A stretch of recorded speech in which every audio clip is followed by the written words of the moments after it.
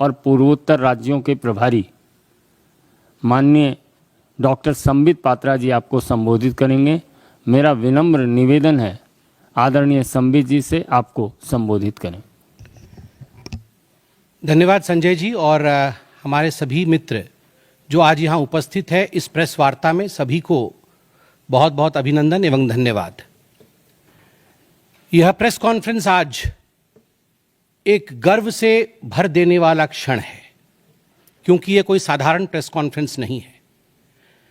मैं बैठा जरूर भारतीय जनता पार्टी के कक्ष में हूं, हेड ऑफिस में हूं, मगर मुझे लगता है मैं केवल एक भारतीय जनता पार्टी के प्रवक्ता के नाते नहीं, केवल भारतीय जनता पार्टी के एक सांसद या कार्यकर्ता के नाते नहीं, एक भारतीय के नाते, एक इंडियन के नाते आज ये प्रेस कॉन्फ्रेंस कर रहा हूं। क्योंकि जिस प्रकार का टेरर डिमोलिशन, जिस प्रकार आतंकवाद का खात्मा बीते कुछ दिनों में हमने भारतवर्ष में देखा है, भारतवर्ष ने जिस प्रकार से पाकिस्तान में आतंकी अड्डों को ऑपरेशन सिंदूर के माध्यम से समाप्त किया है, वह अपने आप में पूरे विश्व में एक संदेश भेजता है, एक निर्णायक संदेश। आतंकवाद के खिलाफ लड़ाई के विरोध, आतंकवाद के खिलाफ एक निर्णायक संदेश।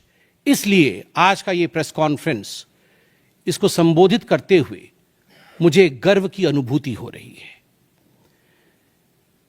अदम्य साहस का परिचय दिया है भारत की सेना ने, अदम्य साहस। आज भारतीय जनता पार्टी और हम सभी कार्यकर्ता, आज सारा भारत धन्यवाद करता है भारत की आर्मी का, भारत की सेना का, भारत की एयरफोर्स का, भारत की नेवी का और उन तमाम जाबाज सेनानियों का जिनके कारण आज ऑपरेशन सिंदूर सफल हुआ है। अगर सही मायने में देखा जाए तो ऑपरेशन सिंदूर और उसके विषय में पूरा हिंदुस्तान आज जानता है, क्योंकि कई प्रेस कॉन्फ्रेंसेस हुए। कल भी तीनों डीजीएमओ ने मिलकर के देश को संबोधित किया और तमाम तथ्य जो देश जानना चाहता था उसे उन्होंने हमारे समक्ष रखा। मगर मुझे लगता है कि एक आम नागरिक के भाषा में, बहुत साधारण भाषा में आज मैं आपको बताना चाहूंगा कि ये जो ऑपरेशन सिंदूर हुआ है, किस प्रकार से इससे हिंदुस्तान आतंकवाद के खिलाफ लड़ने में एक निर्णायक भूमिका हिंदुस्तान ने अदा किया है। आप सभी जानते हैं 22 तारीख का वो दिन, that unfortunate day on 22 of April, जब पहलगाम में 26 लोगों का नृशंस हत्या कर दिया गया था आतंकवादियों द्वारा। वह आतंकवादी जो पाकिस्तान से आए थे, वह आतंकवादी जो पाकिस्तान द्वारा प्रशिक्षित किए गए थे, आतंकवादियों द्वारा प्रशिक्षित किए गए थे। उनमें 25 भारतीय थे और एक नेपाली नागरिक था। प्रधानमंत्री श्री नरेंद्र मोदी उस समय विदेश दौरे में थे, सऊदी अरब में थे।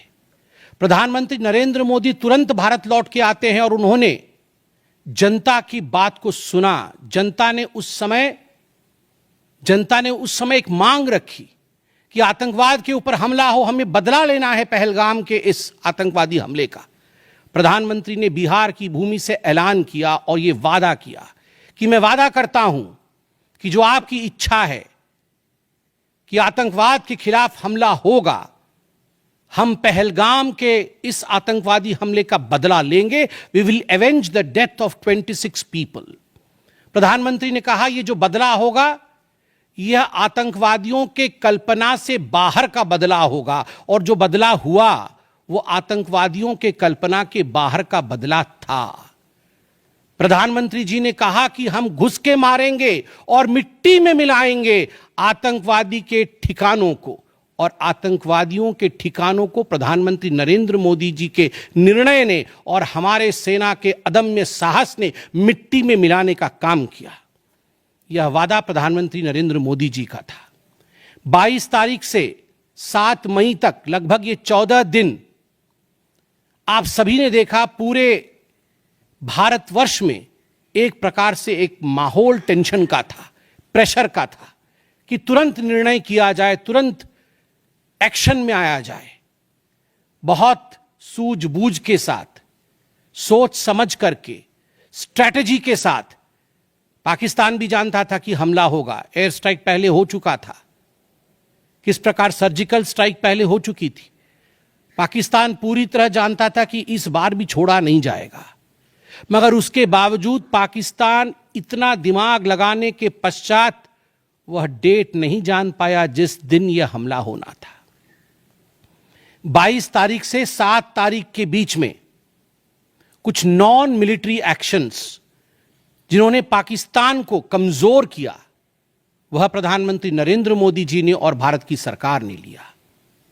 ये जो ऑपरेशन सिंदूर है, इसका एक मिलिट्री पोर्शन है तो एक नॉन मिलिट्री पोर्शन भी है। और नॉन मिलिट्री पोर्शन में सबसे बड़ी बात इंडस वाटर ट्रीटी, जो सिंधु नदी समझौता 1960 का था, उसे स्थगित किया गया, अबेयंस में रखा गया।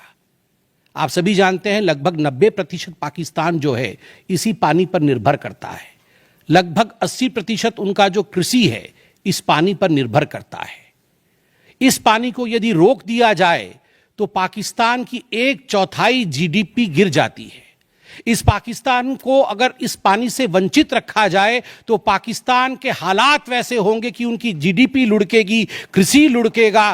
केवल कृषि और जीडीपी नहीं, उनके पावर कट्स होंगे और इस प्रकार का माहौल पाकिस्तान में पैदा होगा कि पाकिस्तान एक फ्रजाइल स्टेट के रूप में, अभी भी फ्रजाइल है, और फ्रजाइल स्टेट के रूप में वो सामने आएगा। झेलम और चनाब अब संपूर्ण रूप से भारत सरकार के अधिकार में है, अधिकार क्षेत्र में है। और जिस प्रकार से यहां हम बांध बनाने की और रिवर को आगे बढ़ाने की बात कर रहे हैं, नए रिजर्वॉयर, इरिगेशन और हाइड्रो पावर से जम्मू कश्मीर, लद्दाख, पंजाब एवं हरियाणा, इन राज्यों को बहुत फायदा मिलने वाला है। यह कहा गया कि पानी और खून एक साथ नहीं बहेगा। मित्रों, जरा सोच के देखिए, 50 वर्षों तक जो संभव नहीं हुआ था, किसी भी युद्ध में यह संभव नहीं हुआ था कि इंडस वाटर ट्रीटी को रोक दिया जाए। जो संभव नहीं हुआ था वह असंभव काम संभव हुआ इस बार। अटारी वाघा बॉर्डर को भी रोक दिया गया। दोनों देशों के बीच में कोई ट्रेड नहीं होगा और इसका खामियाजा कोई भुगतेगा तो वो पाकिस्तान की इकोनॉमी भुगतेगी। इसके साथ ही जिन लोगों के पास पाकिस्तान का वीजा था और वो हिंदुस्तान में, पाकिस्तान के नागरिक जो हिंदुस्तान के वीजा के साथ भारतवर्ष में रह रहे थे, उन सब को बाहर निकाला गया। पाकिस्तान का कोई भी आर्टिस्ट, कोई भी परफॉर्मेंस वो भारतवर्ष में नहीं हो सकता है। इस प्रकार के कड़े प्रतिबंध पाकिस्तान के ऊपर लगाए गए। माननीय प्रधानमंत्री श्री नरेंद्र मोदी जी ने लगभग 20 देशों के राष्ट्राध्यक्षों से सीधी बातचीत की। How to isolate Pakistan, how to fight against terrorism. और सबसे बड़ी बात है, तमाम देशों ने भारत का समर्थन किया। सऊदी अरब, यूएई, यूएस, आप सोचिए इस्लामिक वर्ल्ड के बड़े देश हैं सऊदी अरब और यूएई, इन्होंने भारतवर्ष का पूर्णतः समर्थन किया। जिस समय पहलगाम का हमला हुआ था, माननीय प्रधानमंत्री सऊदी अरब में थे। सऊदी अरब के अपने दौरे को जब वो छोड़ के आए, तब उनको वहां एश्योरेंस दिया गया कि आप जाइए, हम आपके साथ खड़े हैं, वी सपोर्ट यू, हम टेरर के खिलाफ आपके साथ कंधे से कंधा मिला के लड़ेंगे। Pakistan was isolated. ये जो नॉन मिलिट्री एक्शन लिया गया, आज मैं कहना चाहता हूं कि 50 वर्षों से भी अधिक समय तक जो टूल्स कभी इस्तेमाल नहीं किए गए थे, जिस क्षेत्र में भारतवर्ष कभी नहीं गया था, वह टूल्स इस्तेमाल किए गए और अपने आप में भारत के लिए यह बहुत बड़ी बात है। बहुत बड़ी बात है कि इंडस वाटर ट्रीटी को रोका गया। 20 से अधिक देशों का समर्थन, आतंकवाद के खिलाफ एक निर्णायक हमले की तैयारी, और 6 और 7 मई 2025 उस रात निर्णायक हमला होता है आतंकवाद के ऊपर। सभी जानते हैं कि 9 आतंकवादी ठिकाने जो पीओजेके में थे और पाकिस्तान में थे, उन्हें ध्वस्त किया गया। यह ऑपरेशन सिंदूर एक बहुत बड़ा दायरा तय करता है। इसने पूरे विश्व को दिखाया कि भारतवर्ष क्या कर सकता है। ऑपरेशन सिंदूर ने दिखाया कि केवल एलओसी नहीं, इंटरनेशनल बॉर्डर के पार जाके भी भारत पाकिस्तान के अंदर किसी भी टारगेट को प्रिसाइसली उस पर हमला कर सकता है और आतंकवाद के खौफ को समाप्त कर सकता है। इस पूरे ऑपरेशन का लक्ष्य क्या था, इसे समझने की आवश्यकता है। लक्ष्य क्या था? क्या हमने लक्ष्य की पूर्ति की? What was the aim of operation Sindoor? Did we achieve what we aimed for? क्या लक्ष्य था? नंबर 1 लक्ष्य था आतंकवादी ठिकाने जो दूर दराज इलाके में है पाकिस्तान में, जहां आज तक कोई नहीं पहुंच पाया, जहां आज तक पाकिस्तान के आतंकवादियों को लगता था कि वो सुरक्षित हैं, वहां तक पहुंचना यह लक्ष्य था। दूसरा लक्ष्य था आतंकवादियों को ढेर करना, मार देना। तीसरा लक्ष्य था इन टारगेटों को जमींदोज करना, उन्हें मिट्टी से मिला देना। चौथा लक्ष्य था इस पूरे काम को करते हुए कोई भी सिविलियन, उसके ऊपर किसी प्रकार से कोई इंजुरी नहीं होना। और अंतिम लक्ष्य था किसी प्रकार के मिलिट्री, जो पाकिस्तान का मिलिट्री या सैन्य बेस हो, उसके ऊपर हमला नहीं करना। अर्थात यह लड़ाई आतंकवाद के खिलाफ थी। यह लक्ष्य था ऑपरेशन सिंदूर का। This was a fight against terrorism and terrorists. क्या हम लक्ष्य को पा पाए? आप देखिए, जब यह हमला हुआ तो 9 ठिकाने ध्वस्त हुए, उनमें 5 पीओजेके में थे, पाक ऑक्यूपाइड जम्मू कश्मीर में, और 4 पाकिस्तान में थे। सबसे बड़ी बात है, पहली बार पंजाब प्रोविंस, जो कि पाकिस्तान का एक बहुत स्ट्रेटेजिक लोकेशन है, पंजाब प्रोविंस उनका हृदय है पाकिस्तान का, उसके अंदर भारतवर्ष घुस करके आतंकवादियों का सफाया करता है। यह अपने आप में छोटी बात नहीं है। This is a big achievement as far as Operation Sindoor is concerned. Lashkar-e-Taiba, Jaish-e-Mohammed, Hizbul Mujahideen, इनके ठिकाने ध्वस्त होते हैं। और मैं यहां वो नाम पढ़ना चाहूंगा।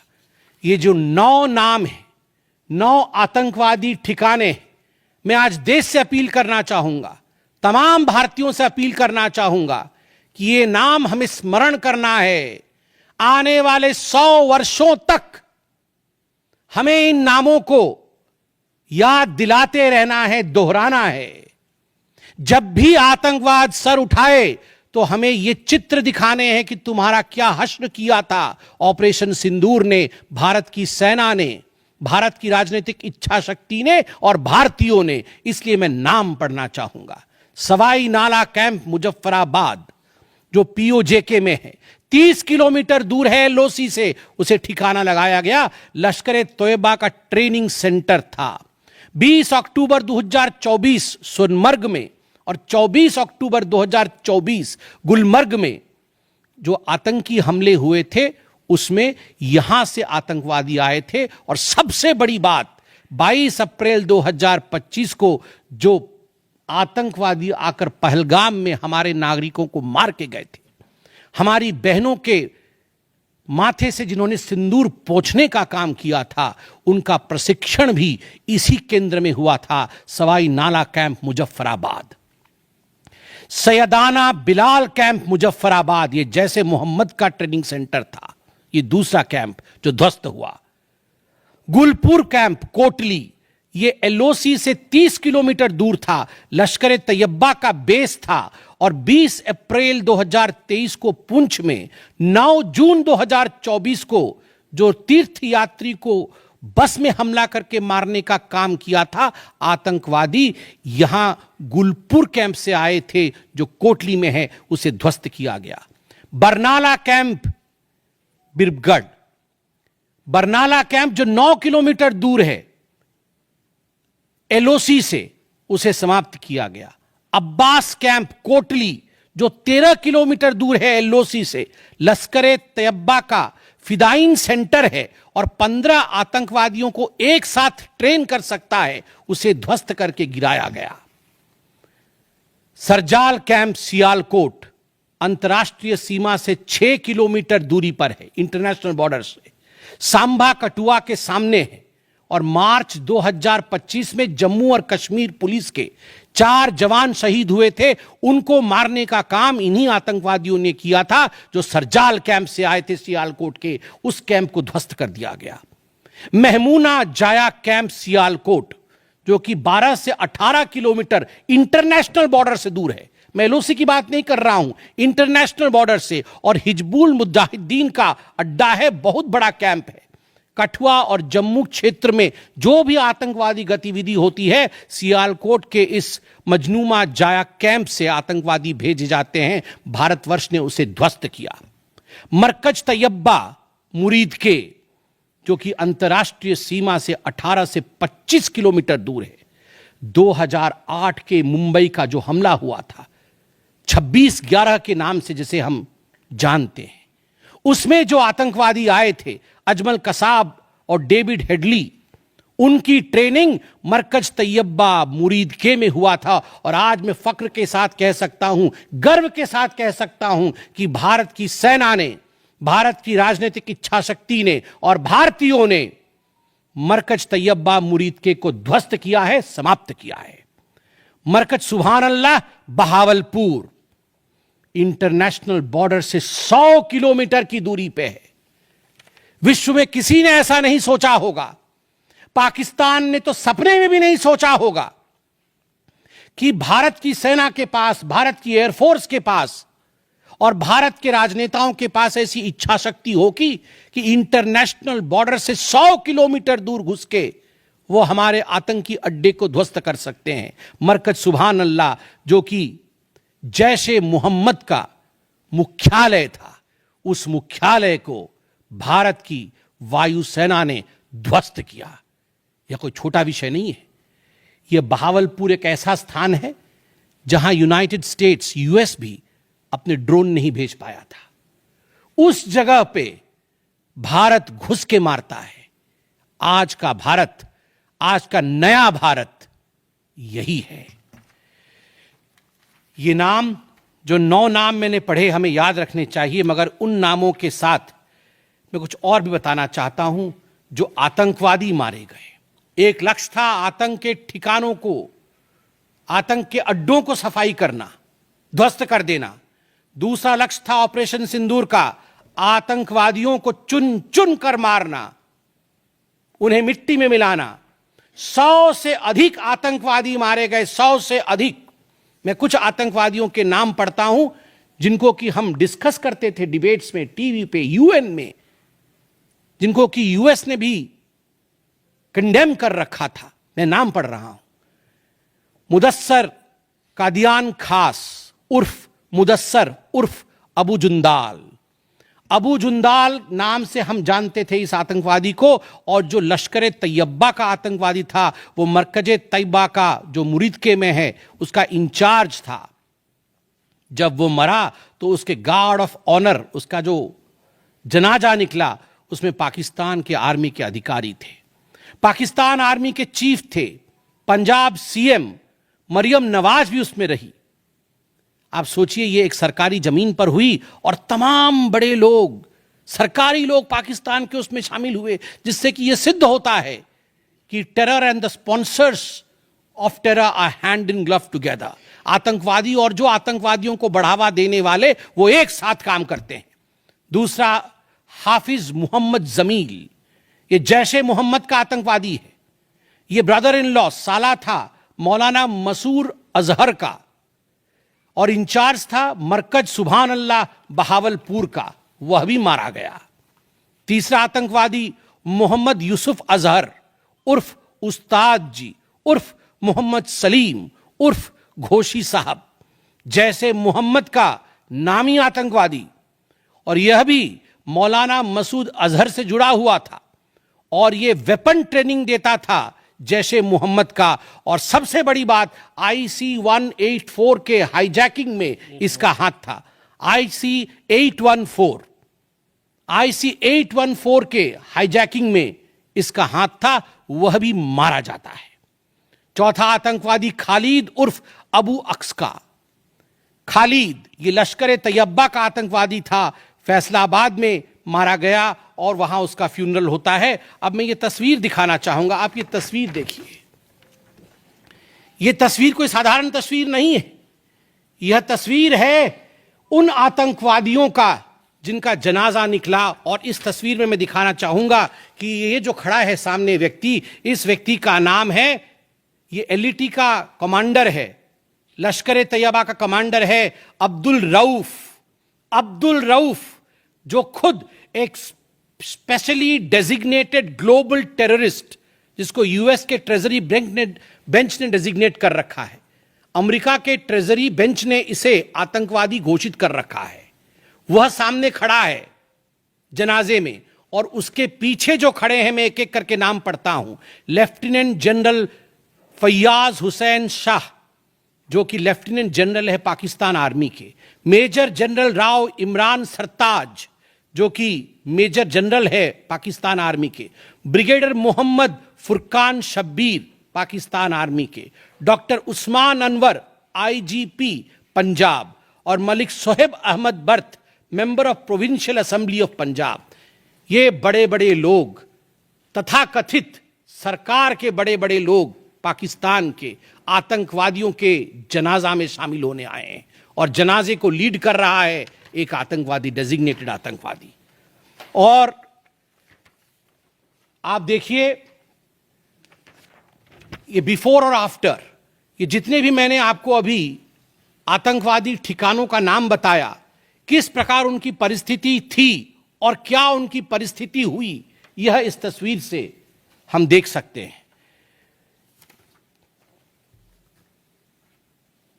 तो उद्देश्य मैं बता रहा था, ऑपरेशन सिंदूर का उद्देश्य बहुत स्पष्ट था।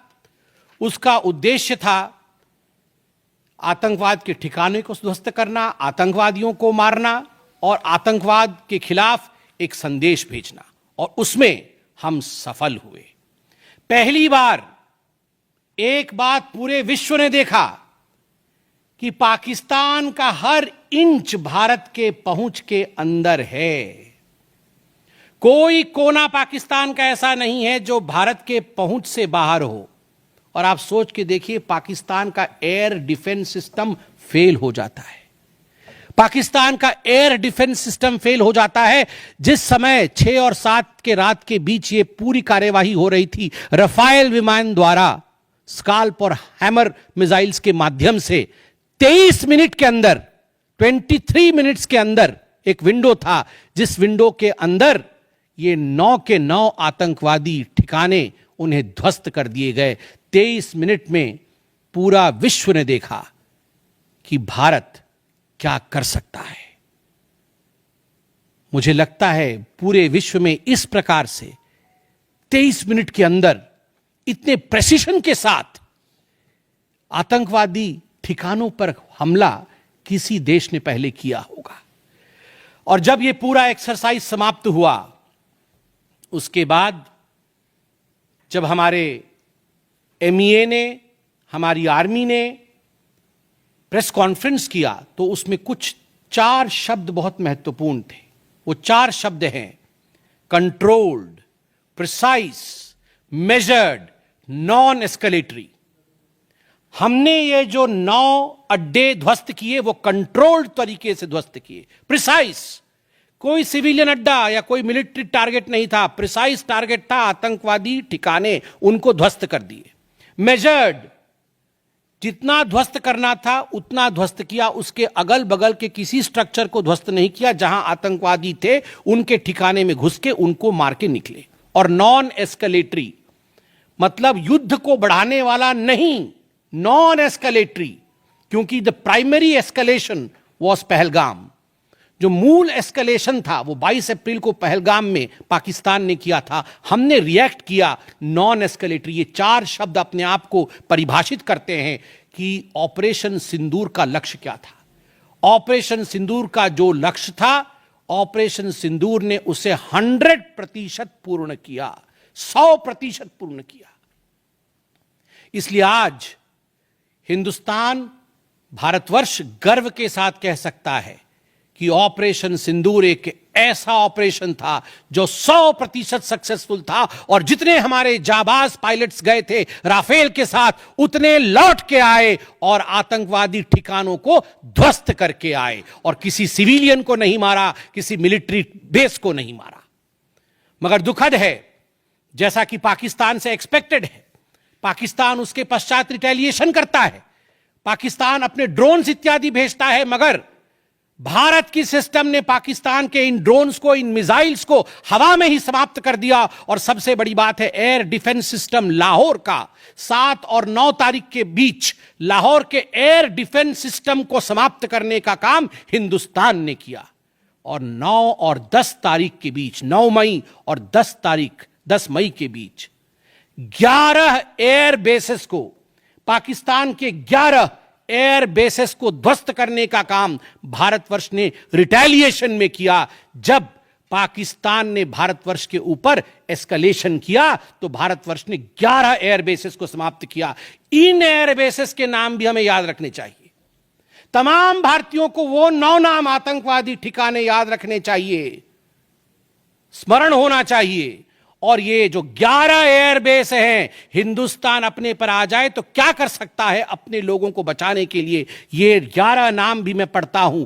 नूर खान, ये नूर खान वह एयरबेस है जहां पर एयर टू एयर रीफ्यूएलिंग करने की क्षमता है।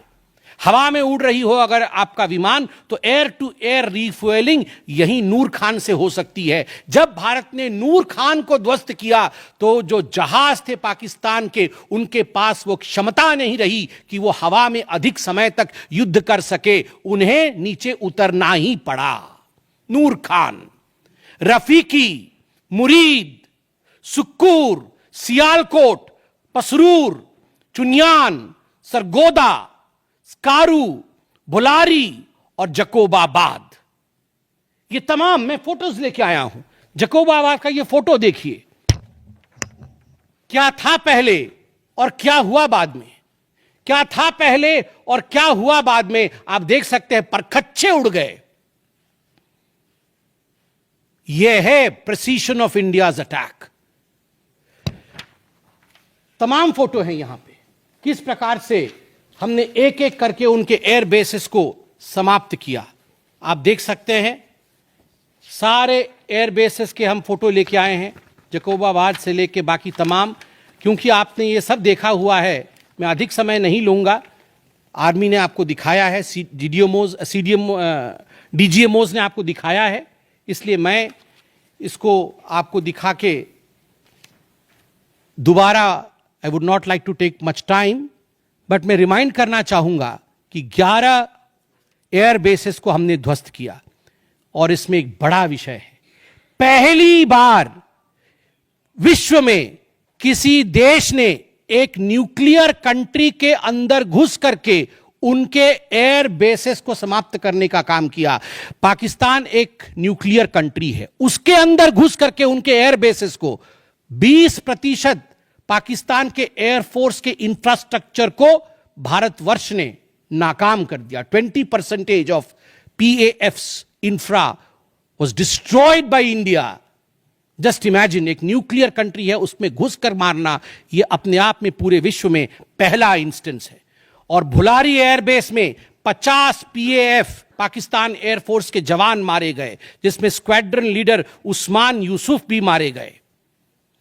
कुल मिलाकर के 9 आतंकी ठिकाने, 11 एयरबेस, 100 से अधिक आतंकी, 50 जवान और अपनी इज्जत, यह पाकिस्तान ने खोया है।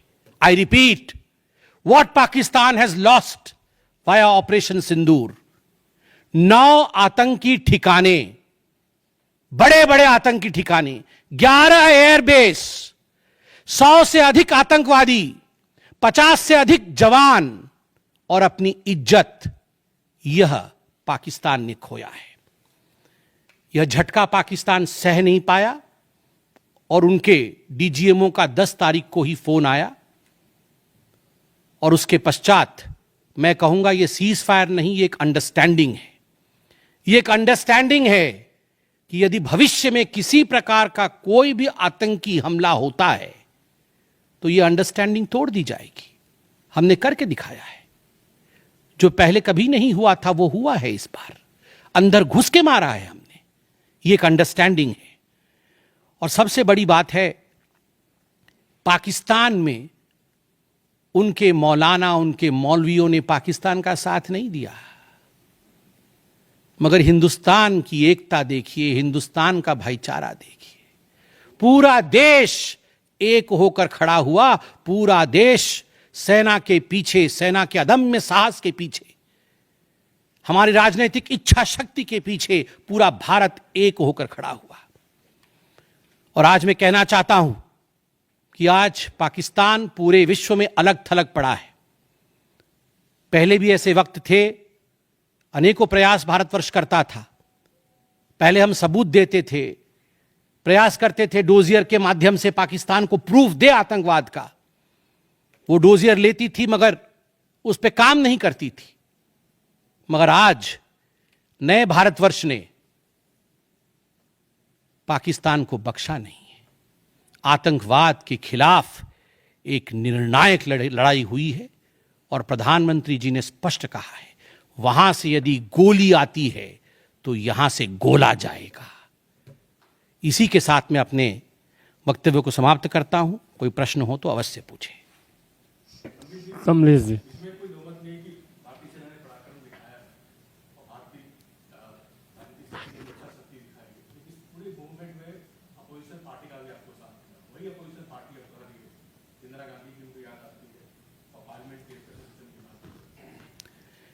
देखिए, मुझे लगता है आज का दिन पूरे भारत का दिन है। मैं ऐसा नहीं कहूंगा कि आज मैं भारतीय जनता पार्टी के प्रवक्ता के नाते कह रहा हूं। मैंने शुरू में ही कहा था, आज मैं भारतवर्ष के एक साधारण नागरिक के रूप में जो अदम्य साहस हमारे सेना ने दिखाया है उसका विवरण किया। पाकिस्तान ने क्या खोया है और हिंदुस्तान ने क्या पाया है वो मैंने आपको दिखाया है। इसमें तमाम पॉलिटिकल पार्टी ने एकजुटता दिखाई। यह भी अपने आप में एक बहुत बड़ी अचीवमेंट है, बहुत बड़ी बात है। और आज मैं नहीं चाहता हूं मैं किसी की आलोचना करूं।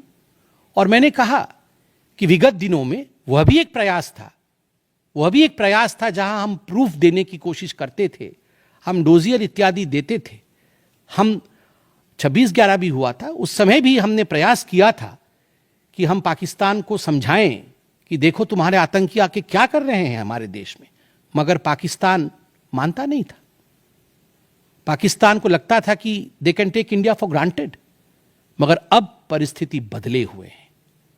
अब कोई हिम्मत नहीं कर सकता है इंडिया के ऊपर आंख उठा के देखने का। आमोद राय।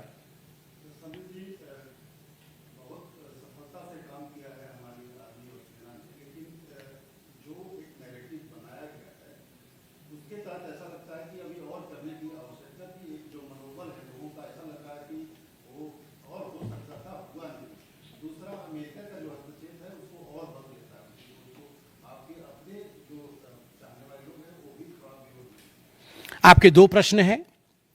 पहला प्रश्न है कि बहुत सारी सफलताएं रहीं मगर लोगों के मन में और की इच्छा थी। दूसरा प्रश्न हस्तक्षेप को लेकर है। मैं दोनों का सटीक उत्तर दूंगा। नंबर 1, मैंने आपको इस प्रेस कॉन्फ्रेंस के माध्यम से आरंभ में ही बता दिया कि ऑपरेशन सिंदूर का लक्ष्य क्या था। ऑपरेशन सिंदूर के जो लक्ष्य थे, जो लक्ष्य परिलक्षित थे, वो प्रधानमंत्री जी ने डे 1 को ही बता दिया था। आतंकवाद के ऊपर हमला, कल्पना से परे सजा आतंकवादियों को, चुन चुनकर मारना और उनके अड्डों को ध्वस्त करना। और सेना के अदम्य साहस ने यह करके दिखाया। आतंकवादी अड्डे ध्वस्त हुए, आतंकवादी मारे गए। यह हमारा परिलक्षित लक्ष्य था। हमने अपने लक्ष्य को प्राप्त किया। और जिस समय एस्केलेशन भी नहीं हुआ था, उससे पहले ही हमने वो जो 4 शब्द प्रयोग किए, जिसका मैंने यहां विवरण रखा कि कंट्रोल्ड था, मेजर्ड था, प्रिसाइज था, नॉन एस्केलेटरी था, तो भारतवर्ष ने अपने लक्ष्य को पहले से ही निर्धारित किया हुआ था।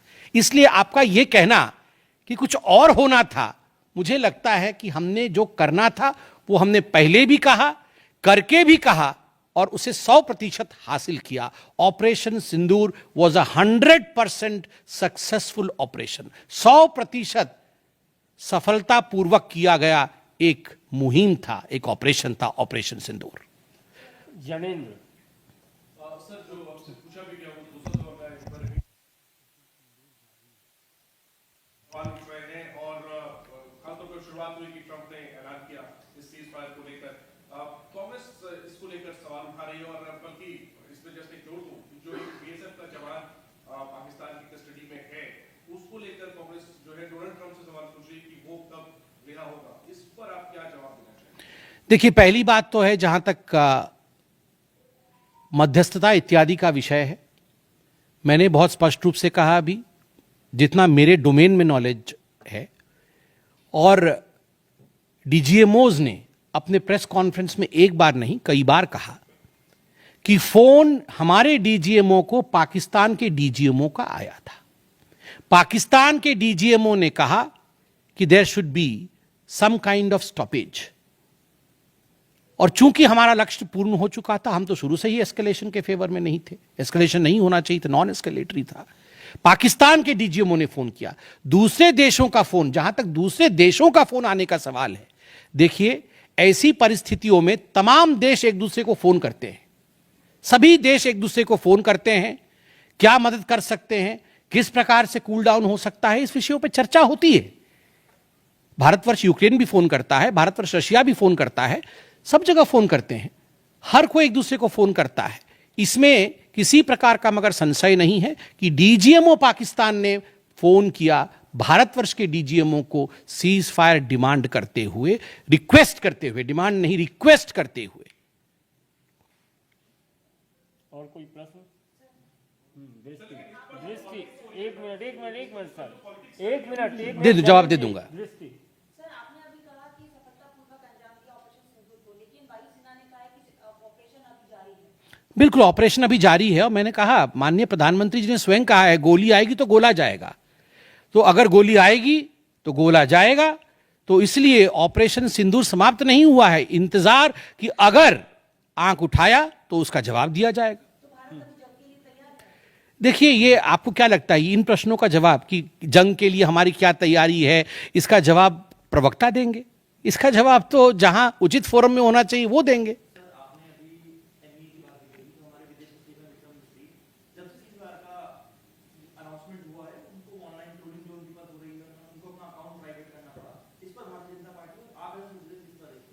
देखिए, मैं बहुत स्पष्ट रूप से बता दूं, ये आज की जो प्रेस कॉन्फ्रेंस हो रही है ऑपरेशन सिंदूर को लेकर हो रही है, उसके सफलता को लेकर हो रही है, और तमाम लोग जो ऑपरेशन सिंदूर से जुड़े हुए थे, चाहे वो सेना हो, चाहे वो हमारी राजनीतिक घटक हो, चाहे वो हमारे ब्यूरोक्रेट्स हो, उन सभी का सलाम है। उन सबको हम रेस्पेक्ट के साथ देखते हैं। और सही बात है, सोशल मीडिया एक टूल जरूर है, मगर सोशल मीडिया के आधार पर यह कह देना कि किस प्रकार से देश आगे बढ़ेगा, यह निर्णय नहीं हो सकता है। बहुत बहुत धन्यवाद।